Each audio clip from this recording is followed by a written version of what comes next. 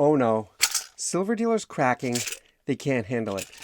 Look, silver stacking has quite a few patterns to it. And if you're going to be in this game for the long haul, which it is a long game, then you have to know one of the main patterns.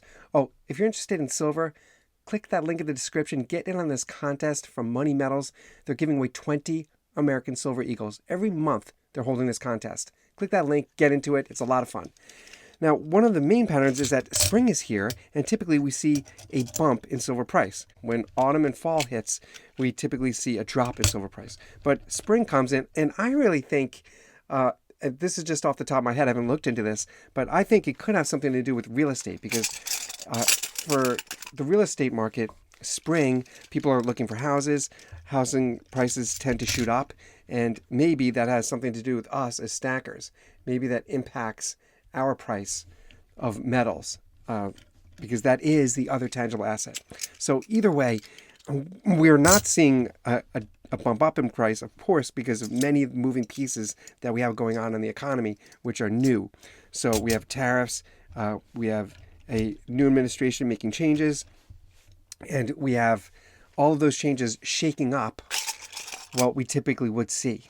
But for your local dealer, yes, they are cracking, because it's been months already that they are waiting for stackers to help them balance their books, meaning they've been buying a lot of gold from stackers, these local dealers, and that means they have to give out a lot of cash, $100 bills hand over fist, right? Thousands of dollars for this record high price for gold. So the dealer needs to balance that. And typically, historically, that they just make it up by selling silver, because there's more stackers that buy silver, but not for the past 3 months.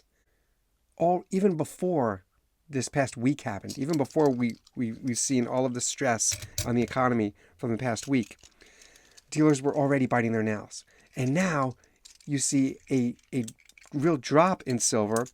And of course, it will pick up. It will move up quicker than you could even realize it will move up, because whenever the dollar weakens, people turn to precious metals. Whenever the stock market crashes, they move to precious metals. Inflation goes up, that people turn to that safe store of wealth, and that gives silver an increase in value. So that's the dichotomy we have as stackers. Of course, we want a healthy economy, but at the same time, that's what makes us have our increase in value for our holdings. Spring hit, and we did not see that bump up in price. Your dealer's waiting for two things. They're waiting, of course, for silver to move, but they're also waiting for the fear of missing out crowd that typically really helps things along. And really, that crowd historically jumps in when we see what we're experiencing now. We see a pullback in price, where stackers feel discouraged and they feel like, oh, silver's dead. Why am I doing this? Look at how much it dropped, which many are voicing, but that's not true. Silver's not dead. This is just a drop in price in response to a market crash.